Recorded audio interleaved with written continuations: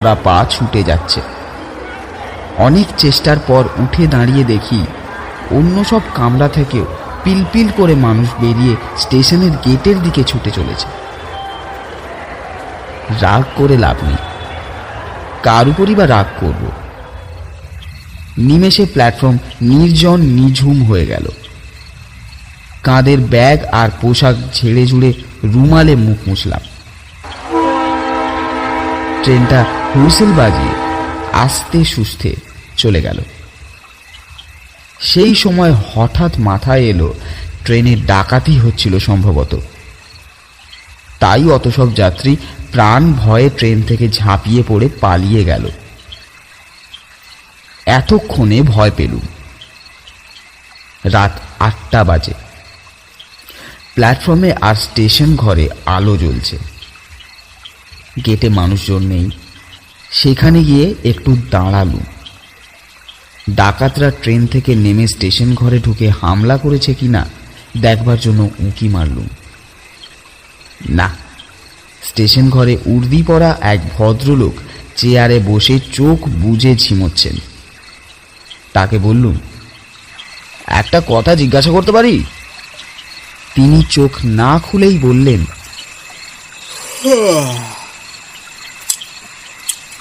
পারেন, তবে আপনার বড়াতে হরির হোটেলই আছে। অবাক হয়ে বললুম, হরির হোটেল মানে? হ্যাঁ, এই তল্লাটে নতুন নাকি? তো যাবেন কোথায়? কাঞ্চনপুর। সেখানে কার বাড়ি যাবেন? একটু বিরক্ত হয়ে বললাম, সেখানে আমার বন্ধুর বাড়ি। রেলকোট পরা ভদ্রলোক এবার চোখ খুলে একটু হেসে আমাকে বললেন, আপনার বন্ধু এখানকার হাল হদিস কিছুই জানাননি দেখছি। তার কি করবেন? হরি হোটেলই এখন আপনার ভবিতব্য। কথা না বাড়িয়ে বললাম, গেটে টিকিট নেওয়ার লোক নেই, টিকিটটা নেবেন কি? টিকিট কেটেছেন? তা এ তল্লাটে নতুন প্যাসেঞ্জার, টিকিট কাটবেন বই কি? ইচ্ছা হলে দিন, না হলে দেবেন না। বুঝলুম এই ভদ্রলোকই স্টেশন মাস্টার। মাথায় হয়তো ছিট আছে। টিকিটটা ওর সামনের টেবিলে রেখে বললাম, আচ্ছা এবার বলুন তো, অত সব যাত্রী ট্রেন থেকে ওভাবে মরিয়া হয়ে নেমে দৌড়ে পালালো কেন? আজ যে শনিবার, রাতে ট্রেন 4 ঘন্টা লেট। ঠিক বুঝলাম না। বুঝতে পারবেন, গেট পেরিয়ে নিচে চত্বরে যান। গেট পেরিয়ে গিয়ে দেখি কয়েক ধাপ সিঁড়ির নিচে একটা খোলামেলা জায়গা। এক প্রান্তে কিছু দোকানপাট। অস্পষ্ট জ্যোৎস্নায় লক্ষ্য করলুম চত্বর একেবারে জনহীন।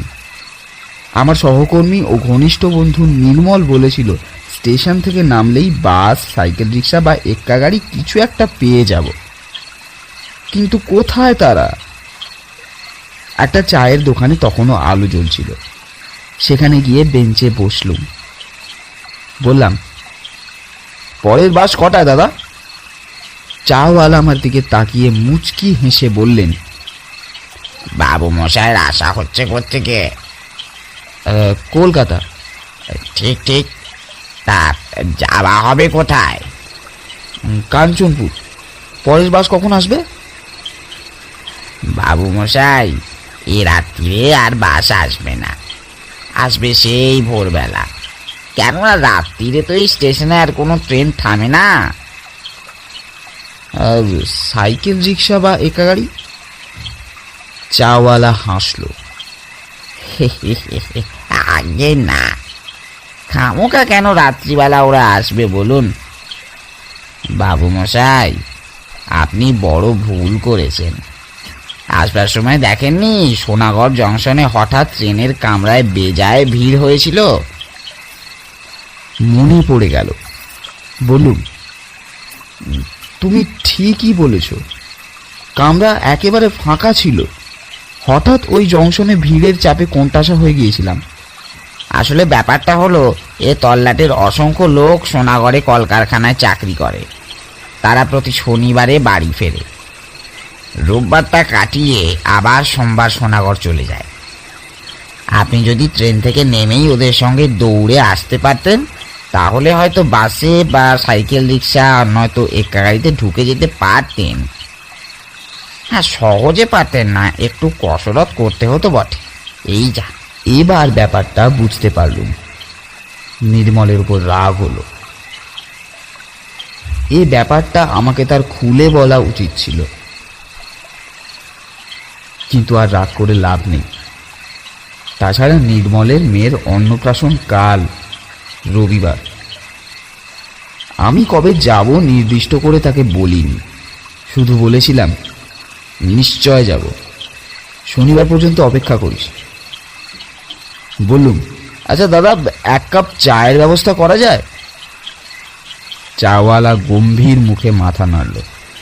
না বাবু মশাই, উনুনে আমার রাতে রান্না শেষ করে জল ঢেলে দিয়েছি, আর চা করার কোনো উপায় নেই।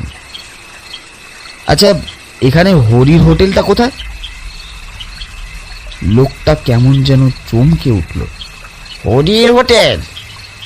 এর আগে কখনো হরির হোটেলে খেয়েছিলেন নাকি? না, আমি এই প্রথম এখানে আসছি। হরির হোটেলের কথা স্টেশন মাস্টারের মুখে শুনলুম। ও, তা হরির হোটেলে যখন যাওয়ার ইচ্ছে হয়েছে চলে যান। তবে আমি বলি কি, একটু দেখে শুনে যাবেন। বলে চাওয়ালা আমার মুখের সামনেই দোকানের ঝাঁপ ফেলে দিল। এখানে দেখছি সবই অদ্ভুত, লোকজনও অদ্ভুত। হরির হোটেলে যেতে দেখে শুনে যাব কেন? কিছু বোঝা গেল না। এতক্ষণে চাঁদ আরো উজ্জ্বল হয়েছে। সব দোকানপাট বন্ধ, শুধু শেষ দিকটায় আলো জ্বলছে। সেখানে গিয়ে দেখলুম একটা ঘর খোলা আছে। দরজার কাছে টেবিলের সামনে একজন রোগাটে গরনের কালো রঙের লোক বসে আছে, পরনে ধুতি আর হাফ কাটা ফতুয়া। ভেতরে 2 সারি লম্বা বেঞ্চের ওপর উঁচু ডেস্ক কাটা। দেখেই বোঝা যায় এটা একটা হোটেল। তাহলে এটাই কি হরির হোটেল? লোকটি আমাকে দেখে কেমন যেন সবিনয়ে করজোড়ে নমস্কার করল। আমিও নমস্কার করে বললুম, এটাই কি হরিবাবুর হোটেল? সে জিভ কেটে মাথা নেড়ে বলল, আগে না স্যার, দয়া করে আমাকে বাবু বলে ডাকবেন না। আমি একজন সামান্য মানুষ। বাইরে টাঙানো সাইনবোর্ডে দেখুন লেখা আছে অন্নপূর্ণা হোটেল, কিন্তু এই তল্লাটে সবাই বলে হরির হোটেল। ঠিক এই সময় আমার মনে পড়ে গেল আজ বেলা 11টায় খেয়েছি। তারপর ট্রেনে বারতিনেক বিস্বাদ চা, আর একই সময় ডাল ভাত মাছের ঝোল মিশ্রিত লোভনীয় খাদ্যের তীব্র ঘ্রাণ আমার বাঙালি পেটে প্রচণ্ড ক্ষুধার উদ্রেক করল। শটান হোটেলে ঢুকে কাছের বেঞ্চে বসলুম। ব্যাগটা একপাশে রেখে বললুম, আমার খুব খিদে পেয়েছে, শিগগির কিছু ব্যবস্থা করুন হরিবাবু, ভাত ডাল যা হোক কিছু একটা। হরি ডাকল, এই খেদা, খেদা রে, আরে এই খেদু, ঘুমলি নাকি? ভেতর থেকে ঢোলা হাফ প্যান্ট পরা এক নাদুস নেদুস গোলগাল গরমের যুবক এসে এক গাল হেসে বলল, তখন তোমায় কইলাম না হরিদা, চাল 2 মুঠো বেশি কই ডালি, তরকারি যাতে হইয়া যাবে। হরি বলল, তাহলে স্যারকে একখানা পুরো মিল দে। কিছুক্ষণের মধ্যে গোগ্রাসে 1 থালা ভাত ডাল তরকারি মাছ পরম তৃপ্তিতে খেয়ে ঢেকুর উঠল। হাত মুখ ধুয়ে মুছে বললাম,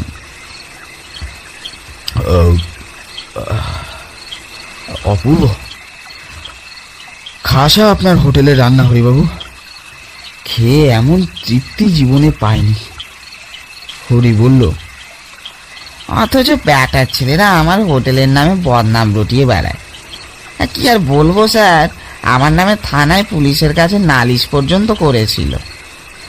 যাকে সেসব কথা, আপনি আমার অতিথি, আপনার কাছে দাম নেব না। কিছুতেই হরি দাম নিল না। অবশেষে বললুম, ঠিক আছে, দাম না হয় না নেবে, তাহলে আমাকে একটা রাত্রে থাকার জন্য ঘর তো দাও। হরি জিভ কেটে বলল, এখানে তো ঘর নেই স্যার, আমার হোটেল আছে, কিন্তু শুধু এটা খাওয়ার জন্য। এখানে থাকার ব্যবস্থা নেই। আমি আর খেদা উপরের ঘরে রাত্রিটা কাটিয়ে দিই। নিচে কি থাকবার জো আছে? নানা উপদ্রবের চোটে অস্থির হতে হবে। কি উপদ্রব? আমি এই বেঞ্চে শুয়ে রাত কাটাতে পারবো, কোনো উপদ্রব গ্রাহ্য করব না। হরি হাসল। আপনার মাথাটা খারাপ হয়ে গেছে বাবু। কথা বাড়িয়ে লাভ নেই, আমারও খিদে পেয়েছে। তা আপনি যাবেন কোথায়? কাঞ্চনপুর। ও কাঞ্চনপুর, তা তো এখান থেকে মোটে 3 কিলোমিটার রাস্তা। হাঁটতে হাঁটতে চলে যান, কোনো ভয় করবেন না। আমাদের এই তল্লাটে আর যা কিছু থাক, চোর ছিনতাইবাজ বা ডাকাত একদমই নেই। মনের আনন্দে গান গাইতে গাইতে চলে যান। অগত্যা হোটেল থেকে বেরিয়ে চলে আসছি, হঠাৎ হরি পিছন থেকে ডেকে বলল, স্যার, স্যার শুনুন স্যার। ঘুরে দাঁড়ালুম।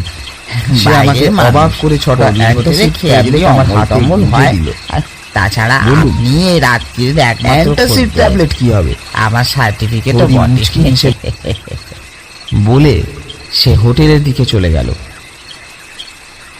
আমি এতক্ষণে একটু চিন্তায় পড়লাম।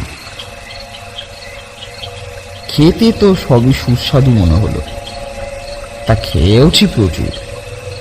প্যান্টের বেল্ট ঢিলে করতে হয়েছে, কিন্তু অ্যান্টাসিড কেন? দুধারে মাঠ, নির্জন পিচ রাস্তায় গুনগুন করে সত্যি মনের আনন্দে গান গাইতে গাইতে যাচ্ছিল। জ্যোৎস্নায় চারিদিক বেশ স্পষ্ট। কিছু দূর চলার পর মনে হলো পেট বেজায় ওজনদার হয়ে গিয়েছে।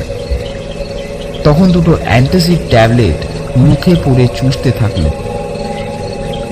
আরো কিছু দূর হাঁটার পর পেটের ওজন কমেছে মনে হলো। সেই সময় নেহাত খেয়াল বসে একবার পিছু ফিরে দেখি, আমার পিছনে কেউ যেন হেঁটে আসছে।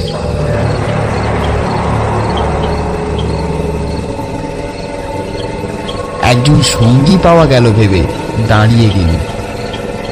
অমনি সেই লোকটাও দাঁড়িয়ে গেল। বলুন, কে? কোনো সাড়া এলো না। একটু ভয় পেল, ছিনতাইবাজ বা ডাকাত নয় তো। চলার গতি বাড়ালাম। তারপর এক অদ্ভুত ঘটনা লক্ষ্য করলুম। যতবার পিছনে তাকাচ্ছি দেখছি জ্যোৎস্নায় কালো রঙের মূর্তিরা সংখ্যায় বেড়েই যাচ্ছে। রাস্তার দুপাশের মাঠ থেকে একজন দুজন করে আরো লোক এসে সেই ছায়া মিছিলকে বাড়িয়ে তুলছে। অবশেষে ঘুরে তাকিয়ে চেঁচামেচি করে বললাম, তোমরা যেই হও, আমার কাছে ডাকাতি করার মতো কোনো মালকড়ি নেই। বন্ধুর মেয়ের অন্নপ্রাশনে উপহার দিতে যাচ্ছি। কিছু পুতুল আর একটা জামা কিনেছি। নগদ টাকা কড়ি যা আছে তা তোমরা কেড়ে নিয়ে ভাগাভাগি করলেও প্রত্যেকে এক আদুলির বেশি পাবে না। কাজেই তোমরা কেটে পড়ো। আশ্চর্য ব্যাপার, কালো কালো মানুষের দল স্থির হয়ে দাঁড়িয়ে আছে। তারপর আবার কিছুটা হেঁটে গিয়ে ঘুরে দেখি তারা সমান দূরত্বে আমাকে অনুসরণ করছে। এরা কারা? অজানা ত্রাসে শিউরে উঠল। সাহস দেখিয়ে খুব চেঁচিয়ে বললাম, সাবধান, আমার কাছে রিভলভার আছে। আমি কিন্তু পুলিশের লোক, গুলি করে মুন্ডু উড়িয়ে দেব। কিন্তু এই হুমকিতেও কাজ হলো না। আমি যত দ্রুত হাঁটছি, তারাও একই দূরত্বে নিঃশব্দে হেঁটে আসছে। আমি থমকে দাঁড়ালে তারাও দাঁড়িয়ে যাচ্ছে। এই অদ্ভুত মায়া কালো মিছিল পিছনে নিয়ে হেঁটে চলা সহজ ছিল না। আমার গলা তৃষ্ণায় শুকিয়ে কাঠ হয়ে গেছে। সঙ্গে জলের বোতলও নেই, এমনকি টর্চও আনিনি। আতঙ্কে দিশেহারা হয়ে আমি দৌড়তে শুরু করলাম। দৌড়তে দৌড়তে যতবার পিছু ফিরে তাকাচ্ছি, সেই বিভীষিকা আমাকে অনুসরণ করছে। কিছুক্ষণ পরে সামনে ঘন কালো গাছপালার ফাঁকে রাস্তার ধারে একটা মন্দির দেখতে পেলুম। মন্দিরের উঁচু খোলা চত্বরে কারা বসে কথা বলছিল। আমি দৌড়ে গিয়ে সেখানে দাঁড়াতেই লোকগুলো হইচই করে উঠল। আরে কে ওখানে? কে কে? আমি হাঁপাতে হাঁপাতে বললুম,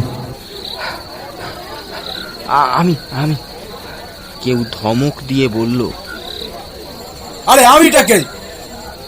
আগে আগে আমি কলকাতা থেকে আসছি, যাব কাঞ্চনপুর। বাস ফেল করায় বড় বিপদে পড়েছি। একজন বলল, তাই বলুন, তা বিপদটা কি?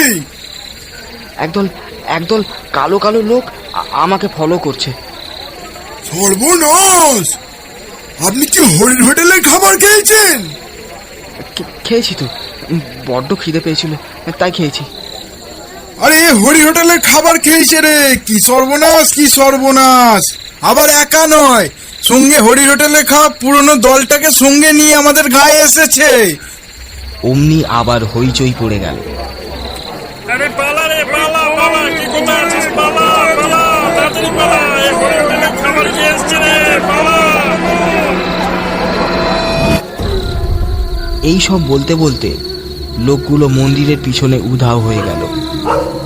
তারপর গ্রামের কুকুরগুলো ডাকতে লাগলো। আমি এবার কি করব ভাবছি, সেই সময় দেখলুম উঁচু চত্বরের পাশে একজন লোক দাঁড়িয়ে আছে। বললুম, দেখুন তো মশাই, কি অদ্ভুত ব্যাপার। বিপদে পড়ে এখানে ছুটে এলুম, অথচ ওনারা অমন করে পালিয়ে গেলেন। লোকটি খিক খিক করে হেসে বলল, পালাবাড়ি তো কথা, আপনি হরির হোটেলে খেয়েছেন কিনা? করুণ স্বরে বললুম, কেন, হরির হোটেলে গেলে কি হয়? যে খায় সে ভেদ বমি করে টেসে যায়। আমি কিন্তু টেসে যাইনি। হরিবাবু আমাকে অ্যান্টাসিড দিয়েছিলেন, দুটো খেয়েছি। দুটোতে কোনো কাজ হয় না মশাই। এখনো আপনার পেটে হরির হোটেলের ভাত আছে তো, তারই গন্ধে যত গন্ডগোল বেঁধেছে। কারা আপনাকে ফলো করছে বলছিলেন না? হ্যাঁ, একজন করে অন্তত 30-40 জন হবে। জ্যোৎস্না সব কালো কালো মূর্তি। তারা হরির হোটেলে খেয়েই টেসে গেছে। কথায় বলে স্বভাব যায় না মোলে। হরির রান্নাটা যে সুস্বাদু, সেই লোভে পড়ে পেট পুড়ে খেলেই কেলেঙ্কারি। ওরা ভেদ বমি করে টেসে গিয়েছে বটে, কিন্তু লোভটা যায়নি। আপনার পেট থেকে হরির সুস্বাদু রান্নার গন্ধ টের পেয়েই তো আপনার পিছু নিয়েছে, বুঝলেন তো? বুঝলুম, কিন্তু আপনি দয়া করে আমাকে কাঞ্চনপুরে পৌঁছে দিন। কাঞ্চনপুর এখান থেকে আর 1 কিলোমিটার মোটে। তা সেখানে কাদের বাড়ি যাবেন? নির্মল সিংহের বাড়ি। ও, সিংহি মশাইদের বাড়ি। আর চলুন চলুন চলুন চলুন, আমারও বাড়ি ওই গ্রামেই। তবে সাবধান, আপনি আগে আগে চলুন, আমি আপনার পিছনে পিছনে যাচ্ছি। কেন, আমাকে কি আপনি ভয় পাচ্ছেন? কিছু বলা যায় না, বুঝলেন তো। হরির হোটেলে এ পর্যন্ত যারা খেয়েছে তারা সবাই ফেঁসে গেছে। আহা, বলছি তো আমার কিছু হয়নি। লোকটি আবার খিকখিক করে হেসে বলল, টাটকা টেসে যাওয়া বডি তো, তাই প্রথম প্রথম কিছু টের পাওয়া যায় না। মনে হয় এই তো দিব্যি আমার বডিটা আস্ত আছে। কিন্তু সবই আত্মার ভ্রম। আসলে বডি কখন চিতায় পুড়ে ছাই হয়ে গেছে তা আপনি টেরও পাননি। কি অদ্ভুত! মোটেও না। এমন হতে পারে আপনার বডির স্মৃতি আপনাকে এখনো আস্ত রেখেছে। যাকে আর চলুন, আর পিছনে তাকাবেন না, আমিও তাকাবো না। কিছু দূর হেঁটে যাওয়ার পর বললুম, দেখুন, আপনার যেমন ভয় করছে তেমনি আমারও ভয় করছে। কখন পিছন থেকে আপনি কি করে বসবেন। ঘাড় মোটকে দেব বলতে চান? যা অবস্থা তাতে এবার ওইটুকুই যা বাকি। বাজে কথা বলবেন না, আপনি বড় অকৃতজ্ঞ মানুষ তো। আমাকে মানুষ বললেন যখন, তখন আর আমাকে ভয় করবেন কেন? বরং আপনার ভয় পাওয়া উচিত যারা আমাকে ফলো করে আসছিল তাদের। লোকটি এবার থমকে দাঁড়ালো। এই রে, একেবারে ভুলে গেছি, আমার জামার পাসকোটে টর্চ আছে, বের করা যাক। আগে আপনাকে টর্চের আলোয় ভালো করে দেখে নি, তারপর এখনো কেউ পিছনে ফলো করছে কিনা দেখা যাক। বলে সে টর্চ জেলে আমাকে খুঁটিয়ে দেখল। তারপর ঘুরে দাঁড়িয়ে পিছনের দিকে টর্চের আলো ফেলল। কয়েক মুহূর্তের জন্য সেই আলোয় দেখলুম একদল আস্ত কঙ্কাল ছিটকে দুধারে গাছপালার মধ্যে লুকিয়ে পড়ল। আর লোকটাও সেই দৃশ্য দেখে দৌড়ে কোথাও উধাও হয়ে গেল। আমার সৌভাগ্য, তার হাত থেকে জ্বলন্ত টর্চটা মাটিতে ছিটকে পড়েছিল। সেটা আমি কুড়িয়ে নির্ভয়ে এবার হেঁটে চললুম।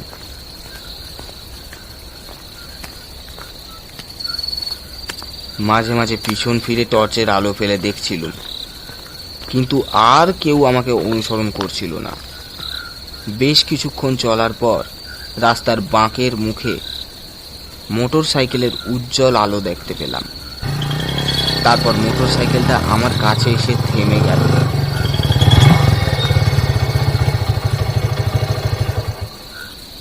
নির্মলের সাড়া পেলুম। যা ভেবেছিলুম এতক্ষণ পর্যন্ত অপেক্ষা করে হঠাৎ মনে পড়ে গিয়েছিল, আজ তো শনিবার, পুটু কি এত ভিড়ের মধ্যে বাসে উঠতে পারবে? হ্যাঁ রে, হেঁটে আসতে কোনো অসুবিধা হয়নি তো? ব্যাকসিটা দোষটা আমারই, বুঝলি? মোটর সাইকেলের ব্যাক সিটে চুপ করে উঠে বসলুম। যা ধকল গেছে, এখন আর কোনো কথা নয়। না, পরেও কোনো কথা নয়। এমনকি হরির হোটেলে খাওয়ার কথাটাও চেপে যাব। হরির দেওয়া অ্যান্টাসিডের ট্যাবলেট দেখিয়ে বলবো রাতে কিছু খাবো না, পেটের অবস্থা ভালো নয়। তাছাড়া আমি হরির হোটেলে খেয়েছি এটা শুনলে নির্মল নির্ঘাত আমাকে ফেলে পালানোর চেষ্টা করবে।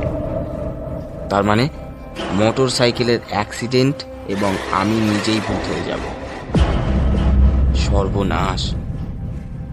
শুধু একটাই ভাবনা, হরির হোটেলের ভাত যতক্ষণ না পুরোপুরি হজম হচ্ছে ততক্ষণও কি নির্মলের বাড়ির আনাচে কানাচে সেই ছায়া কালো মূর্তিগুলো গন্ধ শুঁকতে ঘুরে বেড়াবে? দেখা যাক।